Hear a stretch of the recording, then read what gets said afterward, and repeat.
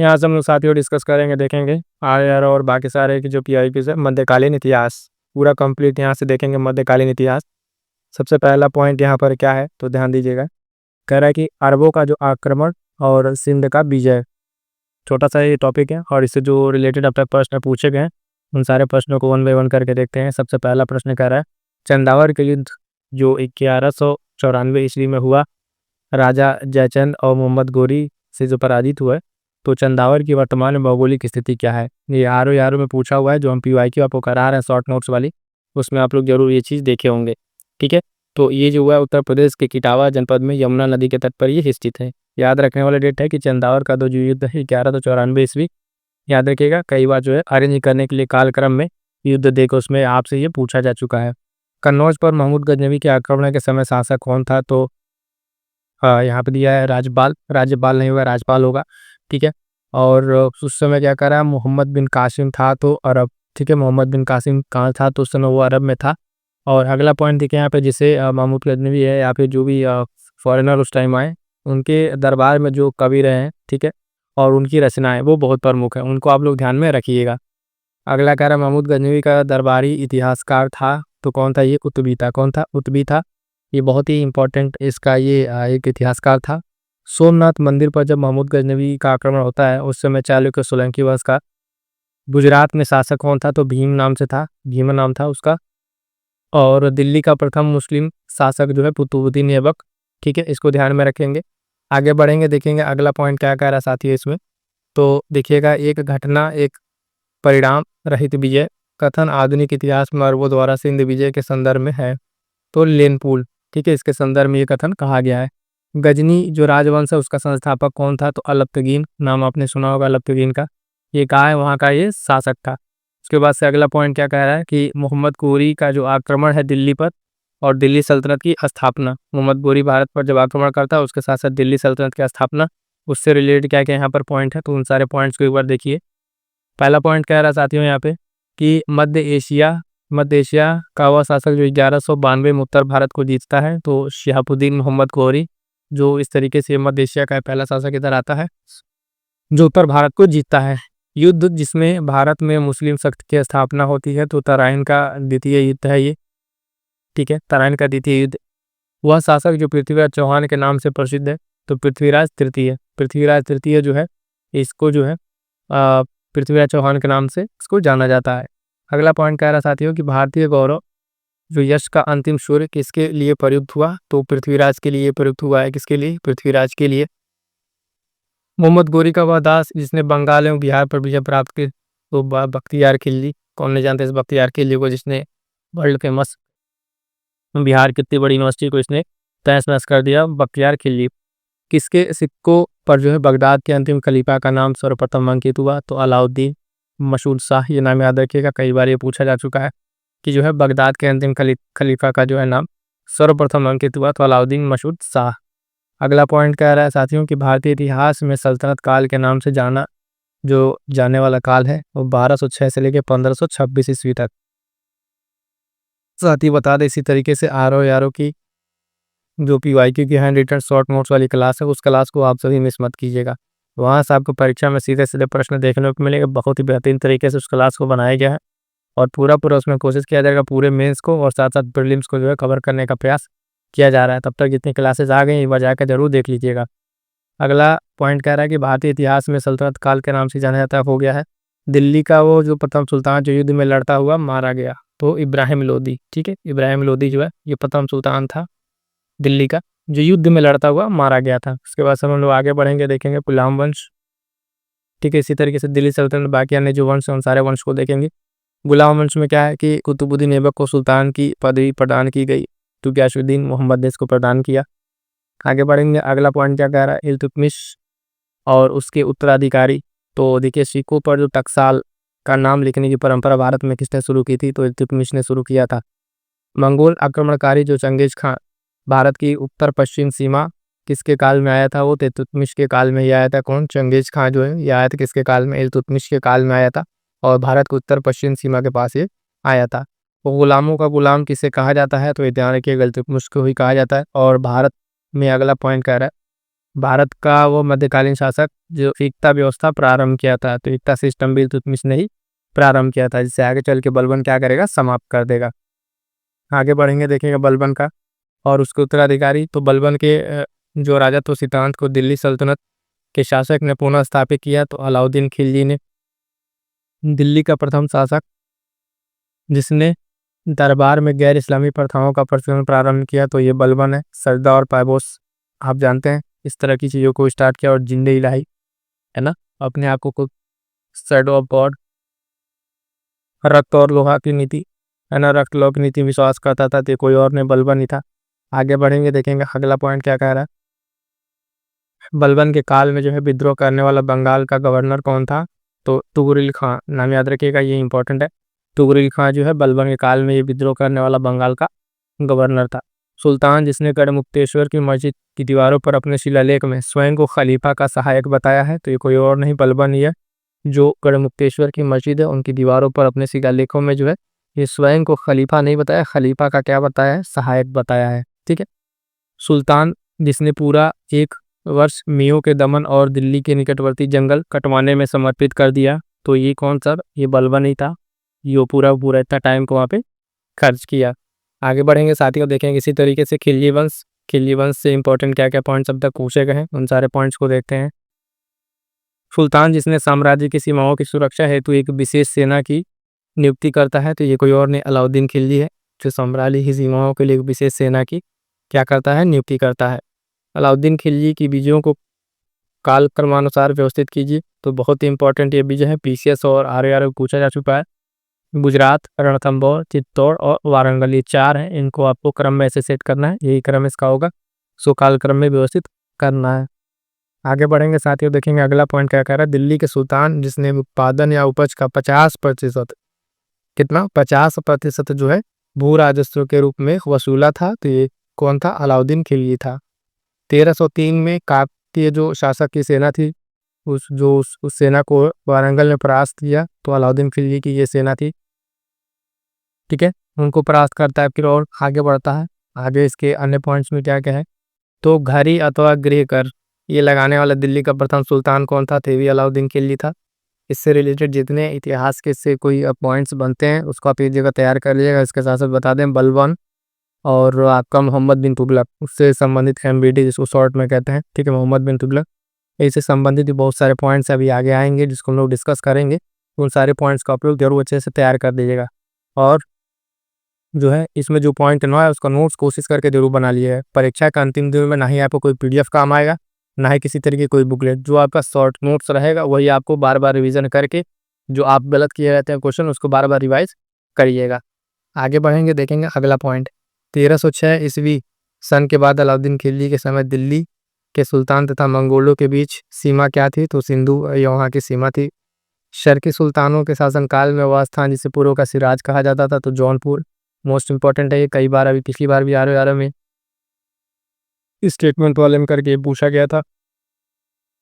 अगला पॉइंट क्या कह रहा साथियों, ध्यान दीजिएगा। अलाउद्दीन खिलजी के जो सेनाध्यक्षों में तुगलक वंश का प्रथम सुल्तान कौन बनता है, तो गाजी मलिक, ये तुगलक वंश का प्रथम क्या बनेगा, आगे चल के सुल्तान बनेगा। दिल्ली सल्तनत की जो कुलीनता प्रमुख रूप से बनी थी, तो तुर्कों से बनी थी, किससे, तुर्कों से बनी थी। आगे आगे आपका तुगलक वंश मोस्ट इंपॉर्टेंट, देखिएगा यहाँ से बहुत सारे ऐसे शासक आपको मिलेंगे, गयासुद्दीन तुगलक, ठीक है, मोहम्मद बिन तुगलक, जिनसे रिलेट बहुत सारे ऐसे कार्य हैं जो परीक्षाओं में लगातार पूछे जा चुके हैं। और एक बार आप दिल्ली सल्तनत जो है इसके जो पूरे पूरे वंश हैं, ठीक है, इन वंश को जो है आप क्रम में एक बार गुलाम वंश से लेके खिलजी तुगलक है ना, बाकी अन्य जो जिसके वंश हैं, ठीक है, उन सबको एक बार काल क्रम में अरेंज कीजिएगा। एक प्रश्न पूछता है कि इसकी काल अवधि जो है सबसे अधिक है ना, राज्य करने के, किसका सबसे कम है, कि सब बेसिक प्रश्न है। अगर इसमें आते हैं तो हम लोग भी आगे डिस्कस करेंगे। अगला पॉइंट कह रहा है कि दिल्ली सल्तनत के सुल्तान के शासनकाल में शाही महलों में हिंदू देवी देवताओं की पूजा होती थी, ये भी मोस्ट इंपॉर्टेंट है, लगा लीजिएगा। दिल्ली सल्तनत के सुल्तान है और शाही महल में हिंदू देवी देवताओं की पूजा हो रही है, तो नसीरुद्दीन खुसरो शाह, इसका नाम एकदम अच्छे से याद रखिएगा। ठीक है, कई बार सिंपल एकदम वन लाइनर में ऑप्शन देके इसको पूछ लिया गया है। तो नसीरुद्दीन खुसरो शाह जो है एक ऐसा दिल्ली का सुल्तान था जिसके समय में हिंदू देवी देवताओं की जो महलों में पूजा होती थी।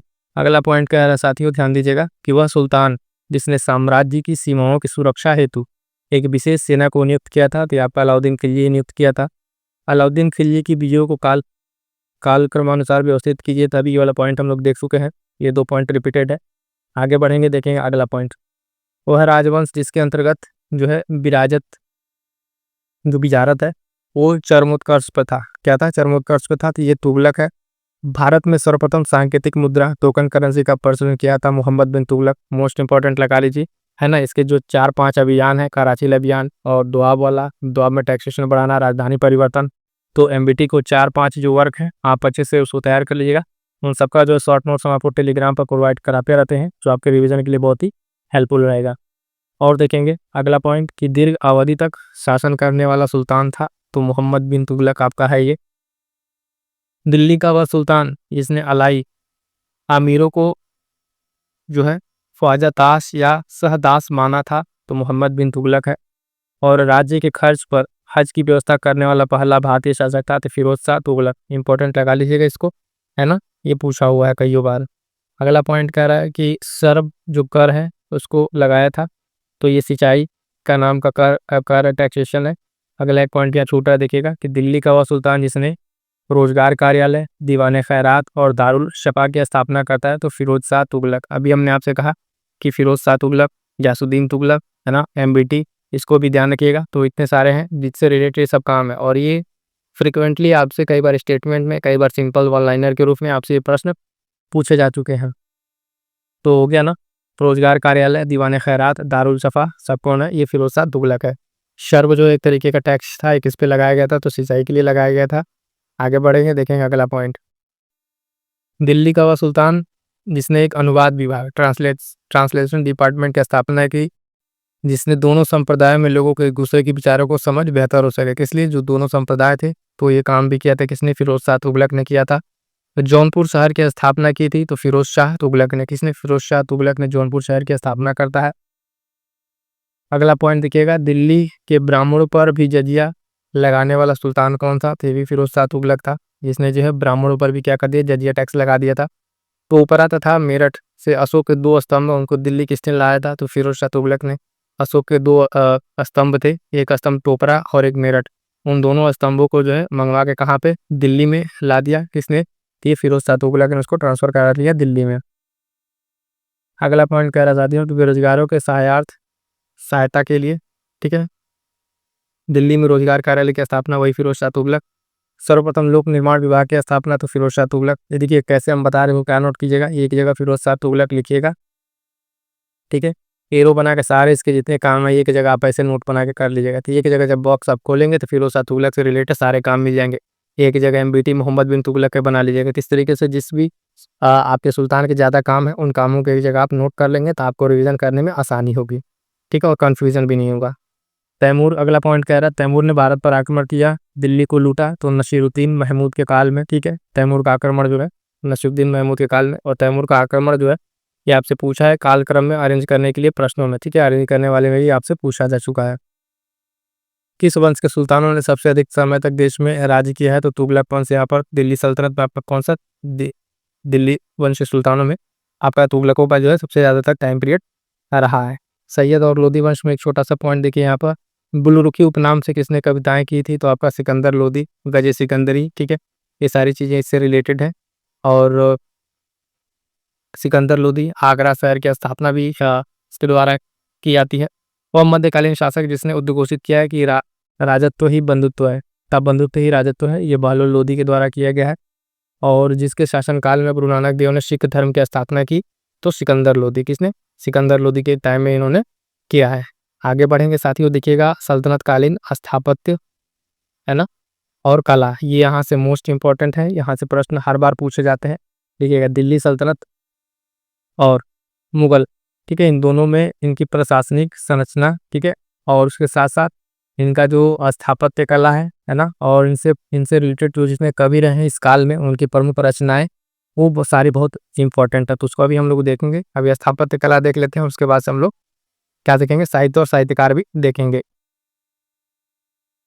पहला पॉइंट देखिएगा, यहाँ पे कह रहा है कि सूफी संत जो है कुतुबुद्दीन और बख्तियार काकी को समर्पित थी, तो कुतुब मीनार वहीं पे जो है ये इनको समर्पित है। और 2.5 दिन का झोपड़ा का निर्माण कुतुबुद्दीन ऐबक ने मोहम्मद घोरी के आदेश पर कराया था, तो कब 1194 ईस्वी में इसको कराया था। अब आइए सूची 1 जिसमें भवन दिया है, सूची 2 निर्माण करता, तो इसको मिलान करते हैं और मिलान किया हुआ सही सुमेलित करके आपको यहाँ पे दिया हुआ है। तो कह रहा है पहला सुल्तानगढ़ी, ठीक है, तो इल्तुतमिश के द्वारा बनवाया गया सुल्तानगढ़ी का। लाल महल आपका बलबन, जमात खाना मस्जिद आपका जो है अलाउद्दीन खिलजी, 2.5 दिन का झोपड़ा कुतुबुद्दीन ऐबक। तो देखिएगा ये मोस्ट इंपॉर्टेंट है, ये पूछा था यूपीपीसीएस ने जो है मिलान करने के लिए आपसे इसी तरीके से सुमेलित करने के लिए पूछा हुआ है। और आर में तो इस तरह के प्रश्नों की एकदम भरमार है, जिसमें आपको स्टेटमेंट वाले, ठीक है, कथन कारण वाले, है ना, और जाके एक कथन दो कथन वाले, इस तरह के प्रश्न आपको देखने को मिलते ही मिलते हैं। अगला कह रहा है इसमें पुस्तक दिया हुआ है और विषय दिया हुआ है, ठीक है। तो मीराते सिकंदरी, इसमें गुजरात विजय का वर्णन किया गया है। बुरहान माशिर, इसमें जो है बहमनी के अहमदनगर का इतिहास है। रियाजुस सलातीन, इसमें क्या है, बंगाल का इतिहास है। और रियाजुल इंशा, इसमें महमूद गवाह के पत्रों का संग्रह है, इसको भी ध्यान रखिएगा। अब यहाँ से देखिए पीवाईक्यू जब है तो यहाँ से प्रश्न पूछने का मतलब ये नहीं कि टू द पॉइंट आप ये प्रश्न रिपीट करते हैं। हाँ, इसमें से कोई 1-2 पॉइंट मान लीजिए ये दे दिया, कोई ये 2 पॉइंट एग्जाम्पल तौर पर 2 लेके आगे फिर कोई आपसे मिक्स करके प्रश्न बना दे, तो जब यहाँ से आपको ये दोनों अच्छे से याद रहेगा, आगे जो फर्दर नया क्वेश्चन बनेगा उसी में ये मिक्स कहीं दिखेगा आपको, तो आपको ये हेल्प करेगा आप प्रश्न को सॉल्व करने में। अगला प्रश्न यहाँ पे क्या कह रहा है, तो देखिएगा कह रहा है कि भारतीय वास्तुकला में सुर्खी का प्रारंभ होता है तो सल्तनत के सुल्तानों द्वारा। चित्तौड़ का जो है कीर्ति स्तंभ का निर्माण कराया था, तो किसने, राणा कुंभा ने। किसने, राणा कुंभा ने कराया था, ये मोस्ट इंपॉर्टेंट है, इसको ध्यान में रखिएगा। उसके बाद से कह रहा प्रसिद्ध संगीतकार तानसेन का मकबरा स्थित है, कहाँ पे, ग्वालियर में स्थित है। अगला पॉइंट कह रहा साथियों कि जंतर मंतर के नाम से जन ख्याति प्राप्त जो खगोलीय वेधशाला है, उसका दिल्ली में निर्माण किसने कराया था, तो जयसिंह द्वितीय ने। इसने जयसिंह द्वितीय ने इसका निर्माण कराया था, इसको भी ध्यान में रखिएगा। अब हम लोग आ गए हैं साथियों, ध्यान दीजिएगा, सल्तनत कालीन जो प्रमुख साहित्य और साहित्यकार हैं, ठीक है, सल्तनत कालीन प्रमुख साहित्य और साहित्यकार, उनसे रिलेटेड क्या क्या प्रश्न पूछे गए उन सारे प्रश्नों को देखते हैं। पहला पॉइंट कह रहा है कि साहित्यिक कृति जिसे कुछ अंश 2.5 दिन का झोपड़ा नामक वास्तुकृति से मिलते हैं, तो हरिकेली नाटक, वहाँ से इसका क्या है, थोड़ा बहुत ये मिलता जुलता है। अगला पॉइंट है साथियों कि अल बरूनी ने अपना प्रसिद्ध ग्रंथ तारिकुल हिंद लिखा था, तो अरबी भाषा में। किसमें, अरबी भाषा में ये लिखा था। आगे बढ़िएगा, देखिएगा अगला पॉइंट, फवायदुल फवाद नामक पुस्तक शेख निजामुद्दीन औलिया की बातचीत का विवरण है, इसका संकलन किया था, तो आमिर हसन सिज्जी ने, ठीक है, आमिर हसन सिज्जी ने इसका क्या किया था, इसका संकलन किया था। आगे बढ़िएगा, अगला फिर से देखिएगा, ये फिर से एक मोस्ट इंपॉर्टेंट पॉइंट, एक तरफ ग्रंथ दिया, एक तरफ रचनाकार, सूची 1 सूची 2 सुमेलित करना रहता है। तो रस कौमुदी की बात करेंगे तो श्रीकंठ, राग विबोध की बात करेंगे तो सोमनाथ, और चतुर्दंडी प्रकाशिका की बात करेंगे तो वेंकटरमण, ठीक है, ये इसके रचनाकार हैं। और ये ध्यान रखिएगा ऐसे हैं जो बार बार भूल जाता है, इसको अच्छे से नोट कीजिएगा, और ये फर्दर यहाँ से प्रश्न बनने की संभावना बहुत ज़्यादा है। आगे बढ़ेंगे, देखेंगे पॉइंट, पूर्वी समुद्र मार्ग से भारत तथा कानफू कैंटन के बीच व्यापार का उल्लेख किया गया है, तो अल बरूनी के द्वारा। और फ़कीह मुदाब्बिर द्वारा युद्ध कला पर लिखी गई पुस्तक का नाम था, तो खदबुल हर्ब, क्या है, हदफुल हर जो है ये पुस्तक का नाम है। सल्तनत काल में डाक व्यवस्था का विस्तृत ब्यौरा आपको मिलेगा, तो इब्न बतूता के द्वारा। किसके द्वारा, इब्न बतूता के द्वारा मिलेगा। और महाभारत का जो तेलुगु संस्करण लिखा है, तो नन्यन ने, किसने, नन्यन ने लिखा है, ये ध्यान रखिएगा, तेलुगु संस्करण है महाभारत का, ये इंपॉर्टेंट रहेगा, प्रश्न देखिएगा। आगे पढ़ेंगे, देखेंगे अगला पॉइंट, फिर से कुछ एक तरफ पुस्तक देगा, सूची 1 सूची 2 करके, एक तरफ लेखक। तो ध्यान दीजिए, कह रहा है तबकाते नासिरी, ठीक है, तबकाते नासिरी मिनहासुस सिराज के द्वारा लिखा हुआ है। ताज उल माशिर हसन निज़ामी, तारिकुल हिंद अल बरूनी, ठीक है, तुगलकनामा आमिर खुसरो, तो ये प्रमुख लेखक हैं। इन लेखक का नाम आपको ध्यान में रखना है, पुस्तक है और ये लेखक आपको इस तरह के ध्यान रखना है। आगे बढ़ेंगे, देखेंगे अगला पॉइंट। अगला पॉइंट देखिएगा, फिर यहाँ पे रचनाकार और रचना दिया हुआ है, इधर रचनाकार का नाम, इधर रचना का नाम, इधर चिन्ह किया हुआ है, ठीक है। तो मुल्ला दाऊद, इनकी रचना जो है चंदायन, और दोमोदर कवि जो है पद्मावती कथा, सोमनाथ राग विबोध, और आमिर खुसरो आशिका, ठीक है, ये रचनाएं हैं और इधर ये रचनाकार के नाम है। आगे बढ़ेंगे, देखेंगे अगला पॉइंट, कुछ पुस्तक दिया हुआ है और इधर लेखक दिया हुआ है। तबकाते नासरी मिनहासुस सिराज, है ना, तारीख फिरोज शाही, तो शमसे सिराज, अफीफ, तुगलकनामा, आमिर खुसरो, हुमायूंनामा, गुलबदन बेगम। तो देखिए अभी अगर आपको एग्जैक्ट यही दिखा है, अभी ये प्रश्न इससे मान लिया आपको यहाँ पूछा था, इसमें तुगलकनामा आपको दिखा, तबकाते नासिरी दिखा, मिनासो सिराज का और ये आमिर खुसरो का। जस्ट आगे बढ़ेंगे, किसी और एग्जाम में आगे बढ़ेंगे तो अगले एग्जाम में देखेंगे आप तबकाते नासिरी आपको मिला और तुगलकनामा। तो 2 प्रश्न अगर आपको पुराने वाले याद है कि यहाँ पे नया बना ना, 2 प्रश्न पॉइंट इसमें नया डाल दिया है, ठीक है, तारीख फिरोज से, जबकि ये भी कहीं के पीछे प्रश्न पूछा हुआ है, हुमायूंनामा, गुलबदन बेगम। तो इस तरीके से पॉइंट है आपको क्या देखने को मिलेंगे आगे चल के, इस तरह के परीक्षा में देखने को मिलेंगे। अब यहाँ से देखिएगा कुछ पॉइंट ऐसे हैं जो आपके से रिलेटेड हैं, ये किससे, तो विजयनगर, बहमनी और अन्य जो प्रांतीय राजवंश हैं उनसे रिलेटेड है, कुछ पॉइंट्स उसको देखेंगे। और फिर उसके बाद आपका एक बचेगा ये, इसमें भक्ति और सुखी आंदोलन को देखेंगे, ठीक है। तो आइए पहले इसको देख लेते हैं। इसमें क्या क्या है विजयनगर बहमनी वाले में, पहला कह रहा है एक तरफ वंश दिया हुआ है और एक तरफ नाम दिया हुआ है। तो संगम वंश देखिए, संगम वंश है, सालू वंश, तुलु वंश और आर्यडू वंश, ये वंश है। और इसके सामने जो है नाम दिया हुआ है हरिहर प्रथम, नरसिंह, शालू, वीर नरसिंह और तिरुमाल। कोटिस कीजिएगा कि इनके जो डेट है जैसे 1336 से 1485, उसके बाद से 1485 से 1505, 1505 से 1570 ईस्वी और 1570 से 1649, यहाँ पे ये क्रम है। अगर ये आपको डेट याद आता है तो बहुत अच्छी बात है, मे भी कभी ये प्रश्न पूछे यहाँ पे तो इनका जो है आपसे क्रम पूछ ले कि इनको, इनका काल क्रम के अनुसार इनको अरेंज कीजिए, ठीक है। अगला पॉइंट क्या कह रहा है तो ध्यान दीजिएगा, कश्मीर के शासक ने जजिया और गौ हत्या को समाप्त किया तो जैनुल आबदीन, ठीक है। और दक्षिण में बहमनी राज्य का जो संस्थापक था तो अलाउद्दीन बहमन शाह, ठीक है, अलाउद्दीन बहमन शाह ये जो है दक्षिण में संस्थापक। और कृष्णदेव राय के दरबार में जो अष्टदिग्गज थे वो उनको क्या कहते हैं तो ध्यान दीजिएगा, उनको कहते हैं 8 तेलुगु कवि। तालीकोटा का युद्ध हुआ था तो 23 जनवरी 1565, और तालीकोटा का युद्ध इतना इंपॉर्टेंट है ना, चंदावर के तालीकोटा के युद्ध और उसके साथ साथ हुमायूं के 2-3 युद्ध और शेरशाह के मिला के आपको कालक्रम में अरेंज करने के लिए कई बार पूछा जा चुका है। जो हम आपको पीवाईक्यू कराते हैं उसमें सारे पॉइंट्स आपको डिस्कस करा दिए हैं। तो जो साथी नए हैं फटाफट जो वीडियो जाकर जरूर देख लीजिएगा, प्लेलिस्ट पर आपको बहुत सारी चीज़ें देखने को मिल जाएंगी, चाहे टेस्ट सीरीज हो चाहे हिंदी हो। परीक्षा तक अगर आप बने रहेंगे तो आपका प्रीलिम्स नहीं रुकेगा, इतना कंटेंट हम आपको एग्जाम ओरिएंट करा देंगे कि आपको कहीं भटकने की जरूरत नहीं पड़ेगी। देखिएगा तालीकोटा का युद्ध हो गया, उसके बाद से कह रहा है अब्दुल रज्जाक विजयनगर आया था तो देवराय सेकंड के राज्यकाल में टाइम पीरियड में आया था ये। विजयनगर साम्राज्य के तमिल क्षेत्र में सबसे बड़ी प्रशासनिक इकाई क्या थी तो कोट्टम थी, क्या थी, कोट्टम थी। आगे बढ़िएगा देखेंगे अगला पॉइंट, प्राक मुगल काल में वह स्थान जिसे भारत का सिराज कहा जाता है तो आप देखेंगे जौनपुर को कहा गया ये, ठीक है। जौनपुर को हिंदी खड़ी बोली का जनक माना जाता है तो ध्यान दीजिएगा साथियों, आमिर खुसरो को माना जाता है, किसको, आमिर खुसरो को। और आमिर खुसरो की जितनी रचनाएं हैं उसको एक जगह जरूर नोट कर ले, मैं ये बता दे रहा हूँ, उसको ध्यान दीजिएगा, बहुत सारी इनकी रचनाएं हैं जो अक्सर फ्रिक्वेंटली एग्जाम में पूछा जाता है। किस विजयनगर के शासक ने वेल्लोर में पुर्तगालियों को गिरजाघर निर्माण करने की अनुमति प्रदान की थी तो ये वेंकट सेकंड जो शासक थे, इन्होंने क्या किया था, ये अनुमति प्रदान किया था। अपनी मदुरा विजय काव्य में अपने पति के विजय अभियानों का वर्णन करने वाली कवयित्री थी तो गंगा देवी। कौन थी ये, गंगा देवी हैं जो अपने अभियान, जो अपने पति के अभियानों का जो है मदुरा विजय में क्या करती हैं, इसका वर्णन करती हैं। अब्दुल रज्जाक विजयनगर के दरबार में आया था तो देवराज सेकंड के शासनकाल में, रिपीटेड प्रश्न है। भारत में सिराज हिंद के नाम से जाना था जौनपुर, ये भी रिपीटेड प्रश्न लिखे, तो प्रश्न यहाँ फिर से रिपीटेड दिखा आपको। अगला पॉइंट का, जौनपुर शहर की स्थापना तो फिरोज शाह तुगलक के ऊपर हम लोग प्रश्न किए थे, फिरोज शाह तुगलक वाले में।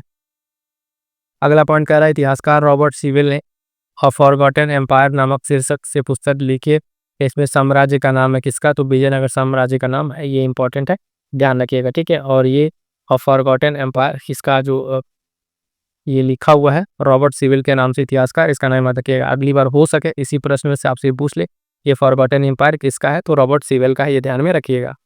आगे साथियों अब हम लोग कहाँ पे तो भक्ति और सूफी आंदोलन, कहाँ पर, भक्ति और सूफी आंदोलन पर आ गए हैं और इससे रिलेटेड जो कुछ इंपॉर्टेंट प्रश्न है उन सारे प्रश्नों को देखते हैं। पहला ही प्रश्न है जो संप्रदाय दिया हुआ है और संबंधित संत दिया हुआ है, ठीक है। तो ध्यान दीजिएगा, चिश्ती संप्रदाय शेख हमीउद्दीन नागौरी, सुहरावर्दी संप्रदाय शेख बहाउद्दीन जकारिया, उसके बाद से नक्शबंदी संप्रदाय अहमद सरहिंदी, और काहिरी संप्रदाय आपका शेख दाऊद किरमानी की संप्रदाय। और इससे रिलेटेड जो संत है इनका नाम याद रखिएगा, बहुत ही इंपॉर्टेंट है। आगे बढ़ेंगे साथ ही देखेंगे अगला पॉइंट क्या कह रहा है। अगला पॉइंट कह रहा है वह योग जो नागपंथियों द्वारा अपनाया गया था जिसकी क्रियाओं वो सूफी संतों ने भी अपनाया था। तो कौन सा है? ये हठ योग था। ठीक है, सूफी संतों में अजमेर आकर किसने अपना आशियाना बनाया, घर बनाया? तो शेख मोइनुद्दीन चिश्ती, जो वहाँ पे अजमेर आकर रुके।